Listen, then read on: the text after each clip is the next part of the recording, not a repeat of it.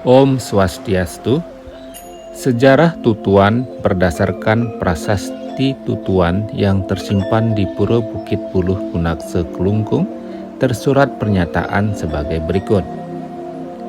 Disebutkan perjalanan sejarah seorang Maharesi yang bernama Maharesi Sagening atau disebut Empu Siwagandu yang moksa di Gunung Tohlangkir yang kemudian dikenal bernama Gunung Agung.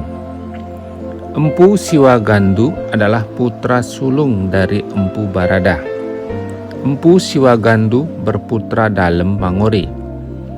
Dalam perjalanan hidup beliau atau dalam Mangori adalah seorang penguasa wilayah Keling di Jawa Dwipa.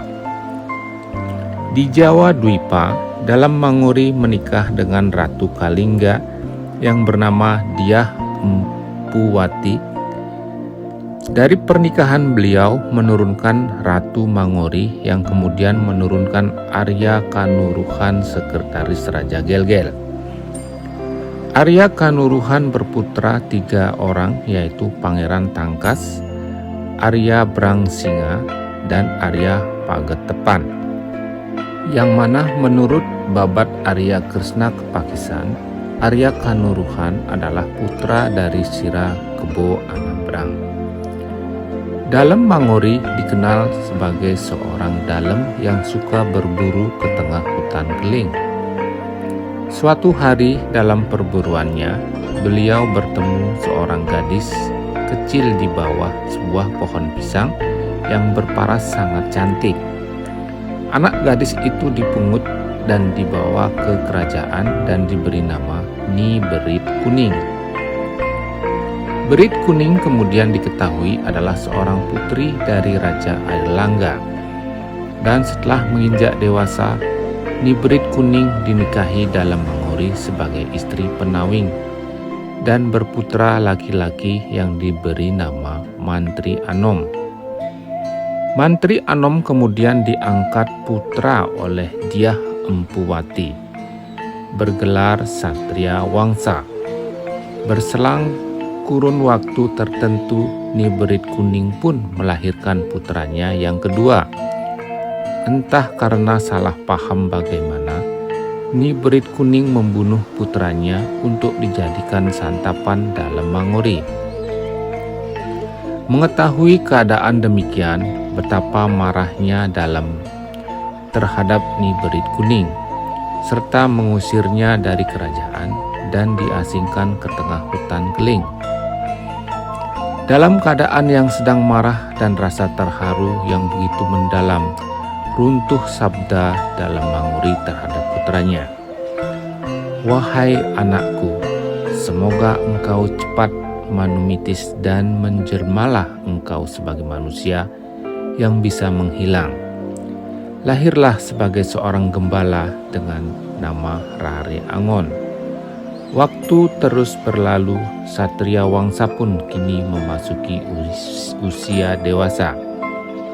Bertanyalah dia tentang keberadaan ibu kandung yang melahirkannya. Dalem tak kuasa untuk menyembunyikan keadaan yang sebenarnya. Dan dikatakanlah bahwa ibu kandungnya telah diusir dan diasingkan ke tengah hutan Keling karena kesalahannya telah membunuh adik kandung Satria Wangsa ketika masih bayi. Seketika itu muncul di dalam keinginan Satria Wangsa untuk bertemu ibunya, seraya minta izin dari Dalem Mangori. Dalem mengabulkan niat Satria Wangsa untuk bertemu ibu kandungnya dengan suatu pesan yang tidak boleh dilanggar oleh Satria Wangsa, bahwa tidak diperkenankan untuk menyembah ibunya karena secara status ibunya telah dikeluarkan dari status kerajaan akibat kesalahannya telah membunuh putranya sendiri. Satria Wangsa segera beranjak menuju hutan Keling dengan diiringi oleh pasukan kerajaan dan pengawal.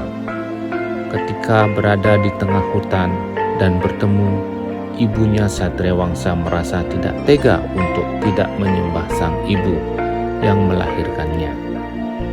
Kendati pun telah diperingatkan ayahandanya, Berit Kuning pun menolak untuk disembah karena telah mengetahui posisi dirinya dan status anaknya sebagai seorang putra dalem. Berit Kuning berlari dan bersembunyi di balik tembok biliknya. Satria Wangsa tetap menyembahnya, sehingga keanehan terjadi dan terbelahlah bangunan bilik itu menjadi dua, sehingga ada cerita tentang Balai Pegat sejak saat itu yang kemudian dikenal di Bali.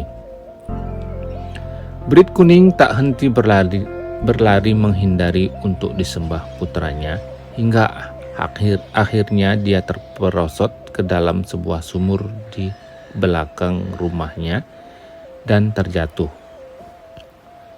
Mengetahui hal itu terjadi, Satria Wangsa segera berlari dan mengejar hendak menolong.